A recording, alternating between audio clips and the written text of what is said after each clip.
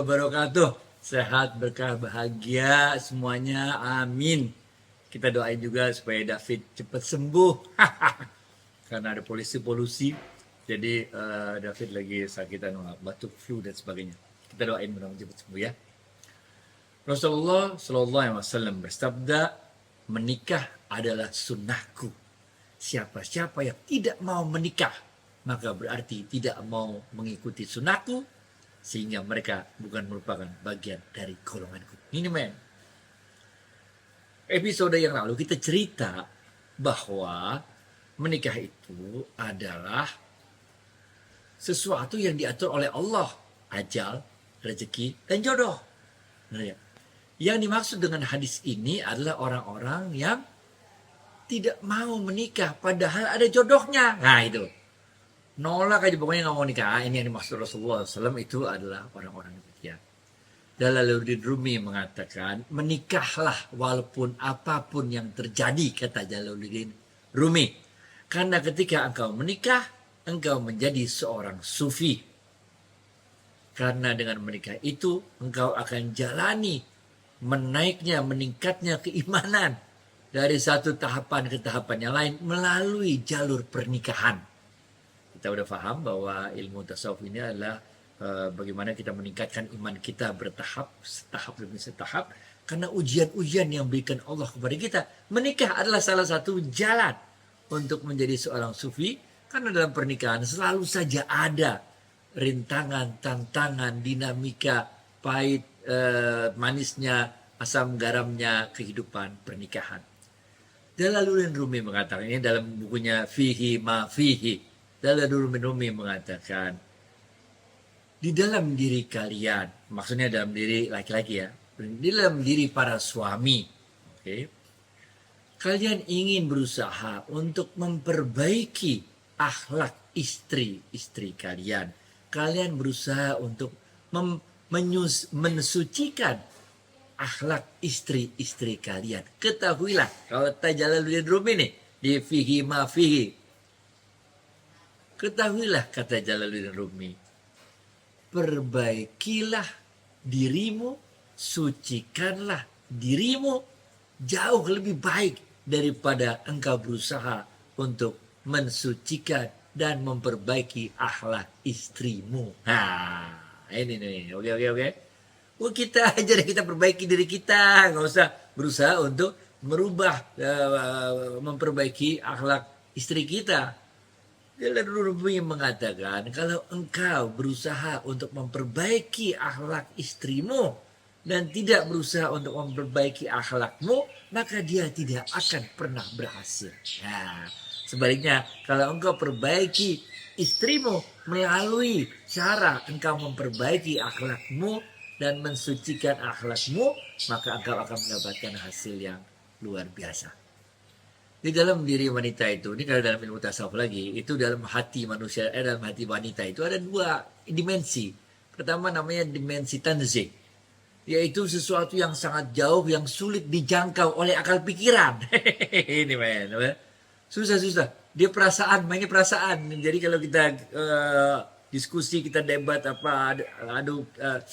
tukar pikiran dengan istri kita, itu pening kita, karena dia mempunyai dimensi tanzih, yaitu sesuatu yang jauh, yang sulit untuk dijangkau dengan akal pikiran kita, karena perasaannya lebih dominan.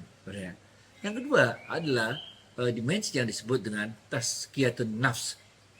Di dalam diri wanita itu ada, diberikan oleh Allah suatu yang tidak ada dalam diri laki-laki, yaitu rahim. Rahim inilah yang tiap bulannya itu, ketika sel telurnya tidak terbuahi, dia akan keluar menjadi menstruasi. Sehingga tiap bulan wanita itu selalu mengalami proses pensucian dirinya, dalam artian bahwa menstruasi tersebut. Keberadaan rahim ini juga lah yang tidak dimiliki oleh laki-laki ini, yang membuat wanita mempunyai ketegaran yang dahsyat. Nah, kita laki-laki mah top-topnya mah di khitan, bener ya? Bener ya? Kalau wanita 9 bulan men, nanteng-nanteng ini, nanteng-nanteng bayi dalam perutnya udah. Habis itu bayinya keluar lagi dari vagina ya, bener gak? Jadi luar biasa sekali. Ini dua dimensi yang ada dalam diri wanita karena memiliki rahim yang tidak dimiliki oleh kita kaum laki-laki. Rasulullah SAW mengingatkan untuk para laki-laki, oke, untuk para suami. Rasulullah SAW mengingatkan, pergawi sebaik-baiknya laki-laki di antara kalian adalah laki-laki yang paling baik mempergauli istrinya. Ini pesan buat para laki-laki. Pesan buat para ibu-ibu, buat para istri-istri. Rasulullah SAW mengatakan, perhiasan dunia yang paling baik itu adalah istri yang solehah. Siapa itu? Istri-istri yang kalau suaminya memandang, suaminya merasa senang melihatnya. Istri-istri kalau suaminya menyuruh dalam kebaikan, istrinya selalu taat menjalaninya. Istri-istri yang ketika suaminya pergi dalam keluar kota kemana, maka dia dapat menjaga kehormatan dirinya dan menjaga harta suaminya. Oke. Yang kedua, pesan buat para suami nih. Oke. Jangan pelit-pelit sama bini. Ya. Karena Rasulullah SAW bersabda, dinarun anfaqtahu fi sabilillah, wa dinarun anfaqtahu fi raqabatin, wa dinarun tasaddaqat bihi ala miskin, wa dinarun anfaqtahu fi ahlika, a'azuhum ajran dinarun anfaqtahu fi ahlika. Kalau engkau punya 4 rezeki, wahai para suami, 1 dinar enggak. Kalau engkau punya rezeki 4 dinar, para suami, 1 dinar engkau infakkan di jalan Allah, 1 dinar engkau gunakan untuk membebaskan seorang budak, 1 dinar engkau sedekahkan untuk orang miskin, dan 1 dinar engkau berikan kepada istrimu. Yang paling besar pahalanya adalah yang 1 dinar engkau berikan pada istrimu. Jadi para suami jangan pelit-pelit sama bini, oke? Untuk para ibu-ibu, untuk para istri-istri, jangan merongrong, jangan menuntut rezeki segala macam dari suami. Syukuri dia aja apa yang ada. Bukankah Allah mengatakan, la in syakartum la azidannakum. Syukuri apa yang diberikan Allah pada diri kita, maka insya Allah akan menambahkan nikmat itu kepada diri kita. Syukuri aja rezeki yang Allah berikan kepada kita, pada para istri melalui tangan suami kita. Oke. Yang ketiga, untuk para suami. Nah, ini. Ingatlah Rasulullah SAW juga pernikahan mereka. Bisa jadi kita di tengah jalan nanti ada ups and downs, ada turun naiknya, ada godaan kiri kanan, segala macam mereka. Maka Rasulullah SAW mengingatkan, kalau suatu saat kelak, engkau melihat seorang wanita di jalan, kemudian timbul ketertarikan dirimu pada wanita tersebut, palingkan wajahmu, segera temui istrimu di rumah. Karena apa yang kau lihat pada wanita itu ada pada diri istrimu di rumah. Nah ini men, jaga hati men. Oke. Buat para istri, para ibu, benar gak? Rasulullah SAW bersabda, tutup rapat-rapat rumahmu, tutup rapat-rapat rumah tanggamu. Jangan biarkan laki-laki lain masuk ke dalam rumahmu. Jangan biarkan laki-laki lain masuk ke dalam rumah tanggamu. Insya Allah kalau kita jalankan 3 pesan ini, baik untuk para suami, untuk para istri, insya Allah kita akan mampu menjalani bahtera rumah tangga pernikahan ini. Walaupun tetap kata Jalaludin Rumi, ini merupakan akobah, satu perjalanan untuk meningkatkan ketakwaan dan iman kita melalui jalur pernikahan. Masih ada waktunya gak sih? Kalau masih ada lanjutin dikit ya. Kalau nggak ada potong aja nerfit. Waktu itu hiduplah 2 orang ahli tasawuf besar, di zaman Ibnu Arabi, pokoknya zaman itulah banyak para sufi-sufi besar hidup waktu itu. Ada 2 orang sufi besar. Yang satu diberikan oleh Allah rezeki yang banyak, sehingga dia seorang ahli tasawuf, seorang sufi, tapi juga kaya raya. Tapi yang satu lagi itu rezekinya pas-pasan. Nah, istrinya, mereka berdua nikah nih. Kita lagi cerita tentang sufi yang menikah, oke? Istrinya ini sahabatan, temenan, bener ya? Maka istri dari sufi yang kaya ini bercandain istri dari sufi yang hidupnya pas-pasan. Dia bilang apa?